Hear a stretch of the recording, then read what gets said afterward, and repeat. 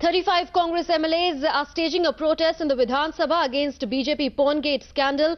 Congress MLAs and senior leaders are also likely to take a delegation to meet Governor H.R. Bharadwaj. Dhanya joins us on the phone line. Dhanya, the Congress seems all set to up the ante against the BJP over Pawngate.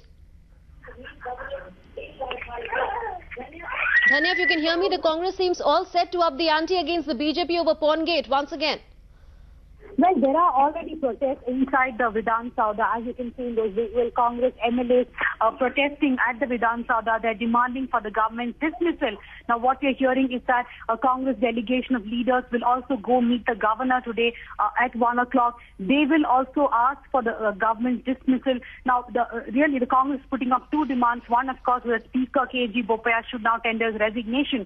Even the opposition leader of the Assembly, Siddaramaiah, told Times Now in the morning that he believes the Speaker has behaved in the Pakistan manner and it's time the Speaker puts his resignation. The second demand the Congress is making is that the BJP government has no moral ground to continue in power. That's what the Congress claims. Of course, they are using they are taking good mileage out of the entire Pawngate controversy.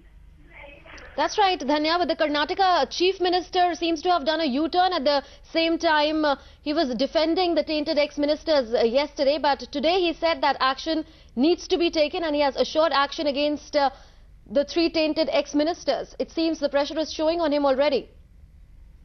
Well, definitely, there has been a lot of flack which the Karnataka BJP has been receiving for the kind of comments which came yesterday. In fact, the media has been very critical of the fact that the BJP leaders in Karnataka, though of course they made these three people resign as ministers, they were completely unapologetic. We heard comments like, why should they apologize? They have done nothing wrong. They are not lying kind of comments from the BJP, which kind of projected the image of the BJP was standing behind these people and the resignations was only due to political pressure. So of course they would have to change that now, especially as they wouldn't want the governor to interfere in this matter in any regard. Ashlesha is also now with us on the phone line. Ashlesha, what is the basis of the Congress's allegation that the Speaker of the Karnataka Assembly acted in a partisan manner? Well, Munmun, currently the Congress, of course, is trying to step up the pressure against the ruling party here. They are currently holding a protest in the Vidhan Sabha premises.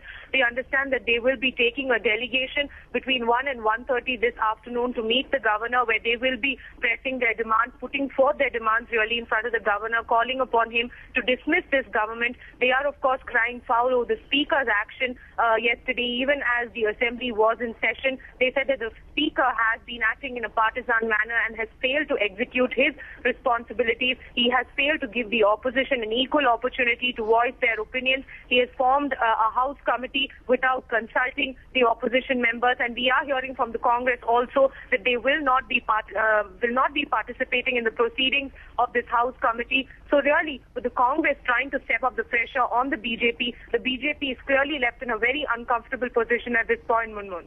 That's right, Ashlesha. And how does the BJP plan to tackle the growing pressure on it? Is there a likelihood of the three tainted ex-ministers being expelled or suspended from the party?